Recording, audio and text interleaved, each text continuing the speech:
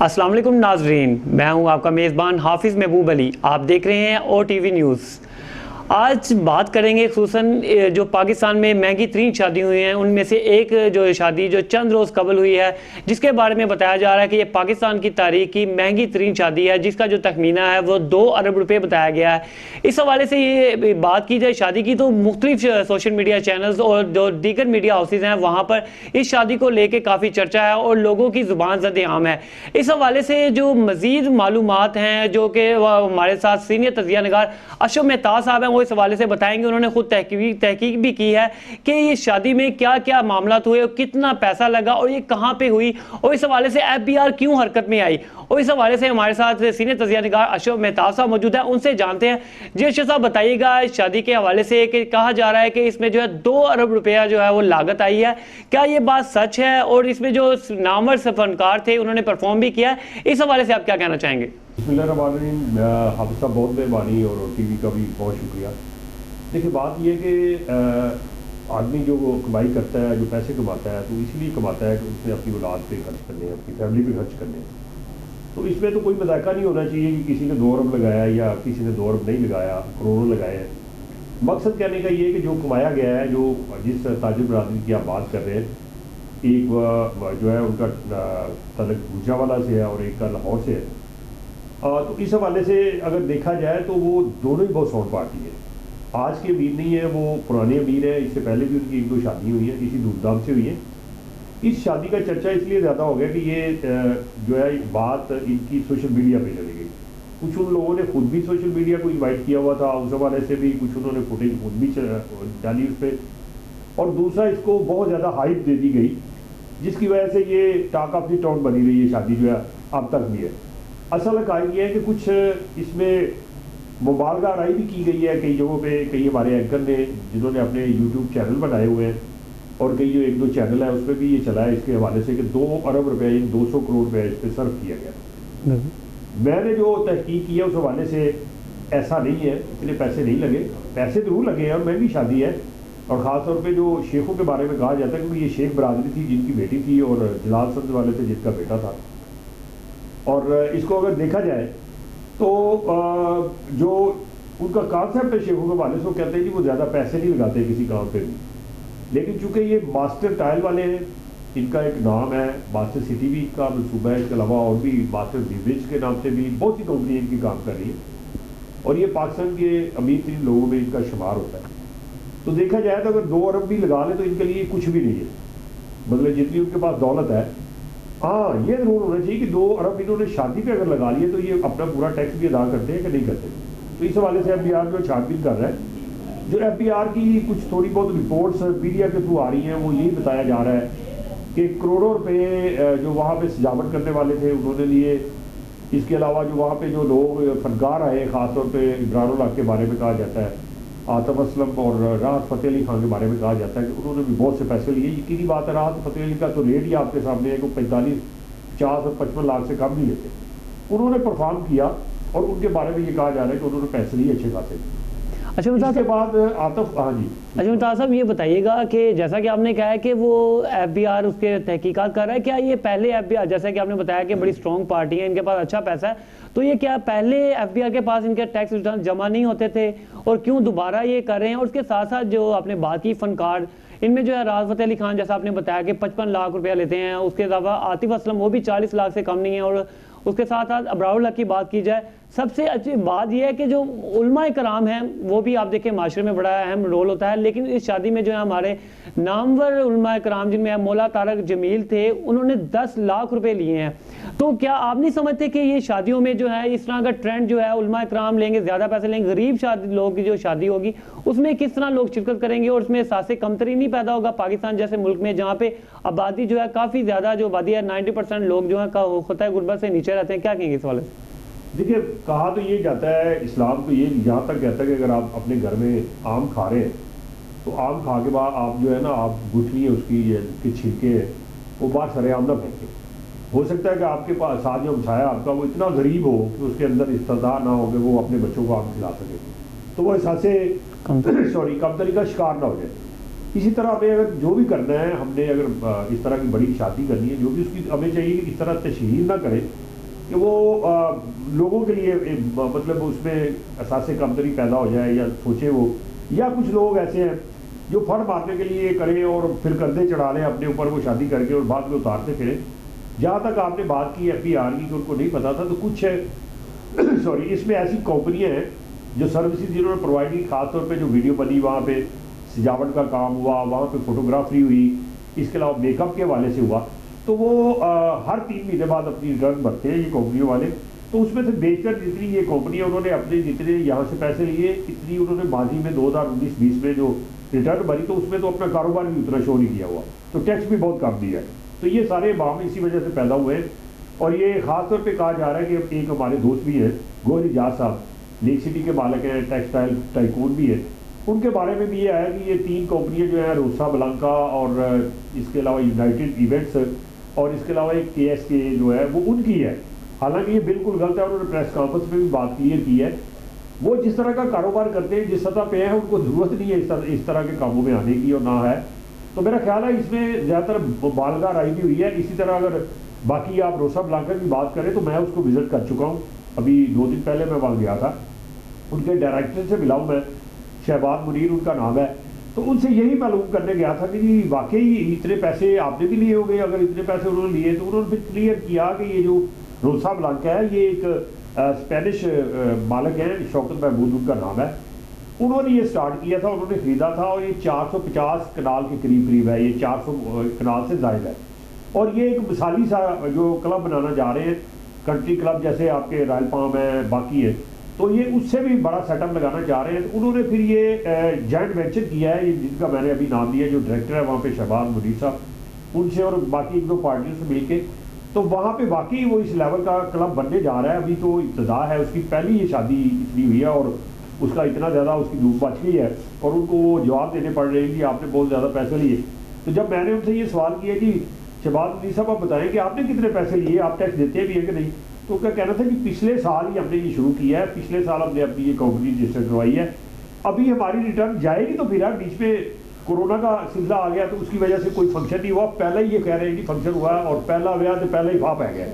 मतलब पहली शादी हुई और इसकी इतनी धूम हो गई कि कहते हैं अब सारे बैंक में हमारे पीछे चढ़ गए। पंजाब रेवेन्यू अथॉरिटी है वो भी आ रही है, और उसके बाद FBR भी आ रहा है, बाकी भी बैंक में पूछताछ गिछ कर रहे हैं। तो उनका कहना है पहले ये बताया ना कि एक तरफ कहते हैं कि गैर मुल्की सरमायाकारी यहाँ आए, तो अगर कोई सरमायाकारी यहाँ आके सरमायाकारी कर देता है तो फिर उसके पीछे इस तरह के लोग लग जाते हैं। अब ये जो बड़े लोग हैं, यकीनी बात है वो बड़ी जगहों पे जाके शादी करेंगे, वो कोई चीज़ों को बलिए जाके थोड़ी करेंगे शादी, या किसी गली मोहल्ले में या आम जगहों पे जाके वो टेंट लगा के शादी तो नहीं करेंगे। अल्लाह ने अगर किसी को दिया है और वो उसका हलाल है और वो टैक्स भी दे रहा है, ज़कात भी दे रहा है, या और जो भी उसके ऊपर लागू होते हैं हदें वो पूरी कर रहा है, तो फिर उसके लिए हमें नहीं परेशान होना चाहिए कि उन्होंने कितने पैसे क्यों लगाए, इतने क्यों लगाए। हाँ ये ज़रूर है कि अगर वो इसको थोड़ी सी सादगी अपनाती है और बाकी पैसे जो गरीब की बच्चियाँ हैं जो इस वक्त बैठी हुई हैं घरों में, और इसी वजह से बैठी कि उनके पास जेर नहीं है, उनके वालिदैन पैसे नहीं लगा सकते, और वो बैठी हुई कि उनकी शादी होगी नहीं होगी, कहीं बुरी हो गई है, तो उनको चाहिए कि उस तरफ भी तवज्जो दें। इसमें से आधा भी अगर लगा के वो अपनी शादी करते तो इतनी धूमधाम हो जाती उनकी, और आधा अगर इस तरह खर्च कर देते तो वो उनके अल्लाह भी उनका राज़ी होता, और इसके साथ जो गरीब लोग हैं उनकी बच्चियों का भी भला हो जाता। तो ये मैं समझता हूँ विन विन सिचुएशन है, देखने वाली बात है। अब PRA ने अपनी छुरियाँ तेज की हुई है। अब चूँकि ये सर्विस प्रोवाइडर जितने हैं ना जिन्होंने ये अपनी खिदमत की, वहाँ पे फोटोग्राफी की, वहाँ पे जाके परफॉर्म किया, ख़ास तौर पे जैसे इमरानुल हक साहब हैं या आतिफ असलम साहब हैं, खैर उन्होंने तो परफॉर्म नहीं किया, ये मुझे उन्होंने बताया कि वो बतौर गेस्ट आए थे और गेस्ट ही आए और चले गए। लेकिन मैं नहीं समझता इतने बड़े जो है वो फनकार हैं जो ऐसे ही टाइम देते हैं। पैसे उन्होंने लिए, चाहे वो अंडर हैंड लिए या उन्होंने वैसे लिए। आतिफ असलम के बारे में कि उन्होंने पैसे लिए उसका सबूत है, लेकिन इमरानुल हक साहब के बारे में जो मुबैना तौर पर आ रहा है कि वो ये आ रहा है कि फॉर्म शाम या उन्होंने भरा है, जरूर नाम लिखा है, लेकिन आगे कुछ नहीं लिखा हुआ कि पेमेंट हुई नहीं हुई उसको। तो ये सारी चीज़ें या तो इनको खुदा की क्लियर करनी चाहिए, आतिफ असलम साहब को आना चाहिए, वो बताएं जी वो कुछ लिया उन्होंने नहीं लिया। इमरानुल हक साहब आए, और जो मौलाना तारिक जमील साहब के हवाले से आ रहा है जी उनको फनकारों की लिस्ट से पैसे दिए गए, हालांकि वो तो एक आलम है, तो आलम को फनकार की लिस्ट में वैसे नहीं डालना चाहिए। और अगर वो तारिक जमील साहब को चाहिए था वो खुद पूछते, और वो भी आगे क्लियर करें कि बाकी 10 लाख लिए या नहीं, दुआ करवाने के या निकाह पढ़ाने के या शिरकत करने के। लेकिन अच्छा मुझे ये इल्म है कि वो जो मास्टर ट्रायल वाले, ये उनके पुराने जो है वो बोध के हैं तारक जमील साहब के, वो अक्सर औकात उनकी फैक्ट्री में भी जाते हैं, उनके गुजरावाला घरों में भी जाते हैं। यहाँ पे बैरियर टाउन में वो अपना घर बना रहे हैं, और सबसे बड़ा घर जो पहले बना हुआ है वह बैरियर टाउन में आपको पता बिलावल हाउस है, उसके सामने वो घर बना रहे हैं, वो जो टाइल वाले हैं। तो यकीनी बात है, फिर पार्टी इतनी स्ट्रॉन्ग है तो वो अगर किसी को अपनी शादी में बुलाएंगे, आपको पता है किसी आलम को या किसी रजिस्ट्रार को, निकाह ख्वाह को बुलाया जाता है, जहाँ भी बुलाया जाता है कुछ तो उसकी खिदमत की जाती है ना। बिल्कुल हसीब। तो यकीनी बात है, महंगा बॉल भी है, महंगी शादी में जाएगा तो वो पैसे अगर ज़्यादा लेता है तो हमें उसमें कोई मजाका नहीं होना चाहिए। तारक जमील साहब को चाहिए कि खुद आके बताएं और क्लियर करें कि वो उन्होंने पैसे लिए कि नहीं लिए, क्योंकि ये भी उनके बारे में एक आम बात जुबान लोगों की जुबान पे है कि जो वो अमीरों के घरों में जाते हैं, अमीरों के जनाजे में जाते हैं, अमीरों की शादियों में जाते हैं, कभी उनको किसी गरीब की शादी में नहीं देखा, और कभी किसी को गरीब महल्ले में या वहाँ पे जाके उनको किसी दावत में शिरकत करते हुए नहीं देखा। तो ये बात उनको क्लियर करनी चाहिए कि वो अगर आलम है तो वो पूरे पाकिस्तान के सबके सेक्टर के लिए, सबके लिए, गरीब हो अमीर हो, बात तो वो अमीरों की करते हैं कि उनको ऊपर ले जाने की, उनकी हालत बेहतर करने की, जैसे हमारी हुकूमत भी करती है। लेकिन अमली तौर पर भी कोई नजर आना चाहिए कि वाकई वो ऐसा करते हैं। मैंने अभी तक जितनी उनकी वीडियोज़ देखी है या जितनी मेरे इल्म में आई ये चीज़ें, दावतें जब जहाँ जाते हैं वहाँ शायद ही कोई अमीर गरीब आदमी जिसके घर में गए हो, जिसकी दावत पे गए हो, तो यकीनी बात अब इस हवाले से उनको खुद ही सोचना चाहिए। अच्छा चलो मिर्ज़ा साहब बताइएगा, पाकिस्तान में इससे पहले भी जो है एक दो शादी की मिसालें दी जा सकती हैं जो कि काफ़ी ज़्यादा महंगी हुई थी, और दुनिया भर में भी, जैसे इंडिया भारत की बात की जाए अपने पड़ोसी मुल्क की, वहाँ पे जे मित्तल नामी जो ताजर हैं उनकी भी शादी बड़ी धूमधाम से मनाई गई, वो लाखों रुपया लगाया गया, लेकिन दूसरे मुल्कों में भी होते हैं, लेकिन वहाँ पे इतनी जो है वो हाइप क्रिएट नहीं होती, यहाँ पे इतनी चीज़ें नहीं होती। पाकिस्तान में ही आखिर क्या वजह है कि जिनके पास पैसा होने के बावजूद अगर वो अपनी शादी पे लगाते हैं, जैसा कि आपने कहा उनका हक भी है, तो इतने ज़्यादा हाइप क्यों क्रिएट दी जाती है, उसको इतना इश्यूज़ क्यों बना लिए जाते हैं? जैसा कि आपने कहा कि इंटरनेशनल जो लोग हैं वो भी आते हैं, इससे मुल्क का इमेज भी अच्छा होता है, तो इसको हम नेगेटिव पर्पज़ में क्यों लेके जाते हैं, पॉजिटिव क्यों नहीं लेके जाते? ये असल में देखा जाए तो हमारे एशिया में अगर बात करें तो सबसे ज़्यादा महंगी शादियाँ मैंने देखा जो अभी तक आई हैं हमारे कार्ड में, इंडिया की है। बड़े बड़े नवाब हैं, उनकी जो बेटियां बेटे हैं या सपूत हैं, उनकी शादी होती है। आपने देखा कि जो उनकी कांग्रेस है, उनकी जो इंदिरा गांधी थी और उनका जो बेटा था आगे अपना उनका बेटा, उनकी बेटी की जो प्रियंका की शादी हुई थी वो भी काफ़ी कास्टली थी। इसके अलावा और भी कोई 2-3 रियासतें ऐसी हैं कि जिन्होंने वहाँ के जो अमीर लोग थे या वो जो पुराने सरबराह थे रियासतों के, उन्होंने जो अपनी औलादों की शादी की काफ़ी कास्टली थी। यहाँ तक मैंने देखा कि एक प्लेन की शक्ल का एक ऐसा झूला बनाया गया था जिसमें दुल्हा और दुल्हन उड़ते हुए आ रहे थे, वो फुटेज भी काफ़ी वायरल हुई थी, और वो आके अपने वेन्यू के ऊपर जहाँ वलीमा है वहाँ पे उतरते। तो ये इस तरह की चीज़ें हैं, ये दुनिया में है, दुनिया भर में है। अगर जाए यूरोप में जाए तो वहाँ भी मतलब कई शादियाँ ऐसी हैं कि जो बड़ी कास्टली हैं, जो प्रिंसिप की शादी होती है, ख़ासतौर पर बरतानिया में जो हुई है 2-3 शादियाँ बड़ी, तो उसमें तो बड़े ज़्यादा पाउंड खर्च किए गए हैं, और वो चूँकि है ही प्रिंसिप, वो उनका तो तल्लक ही नहीं है कि गुर्बत के साथ। और दूसरा ये कि वो शुरू से जब से वो हाकम है और उसके बाद उनके पास पैसा है, उनका ज़ाती खजाने से बाकी जो है उनका होल्ड है, तो मालिक है वो मुल्क के, तो वो तो कर सकते हैं। मकसद कहने का ये कि ये किसी को पाबंदी नहीं है, दुनिया में कोई ऐसा कानून नहीं है,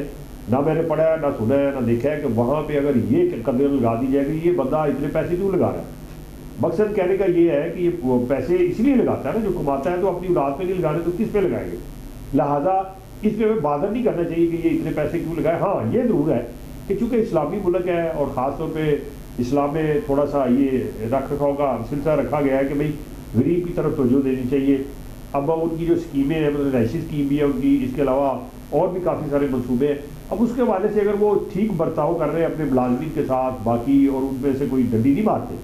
और टैक्स भी अपना पूरा दे रहे हैं, अगर वो गो के उनके बारे में मेरे इल्म में जो है कि उनके गैस के कनेक्शन भी एक दफ़ा कट गए थे और उनको फिर हाई कोर्ट में जाना पड़ा, स्टे लिया, कुछ किस्से कराने के भी चक्कर में थे, बाद में बहाल हुए, उन्होंने पैसे दिए कि नहीं दिए। तो ये चीज़ें थोड़ी परेशान हो रहे कि भाई लाइबिलिटी जो है वो तो नहीं पूरी कर रहे, नहीं दे रहे, और अरबों रुपये अगर जैसे आपने कहा 2 अरब या चले उसको आप 1 अरब कर ले, 50 लाख भी करे,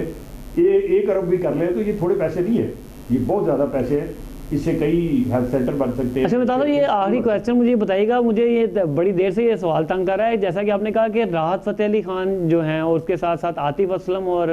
इब्राहिम लक ने भी परफॉर्म किया, जो कागजात में थे उनमें ये था कि जो आतिफ असलम ने पैसे लिए हैं, लेकिन जो राहत फ़तेह अली खान है और इब्राहिम लक है, इनका जो पैसों का सिस्टम है वो बाय है मेंशन नहीं था।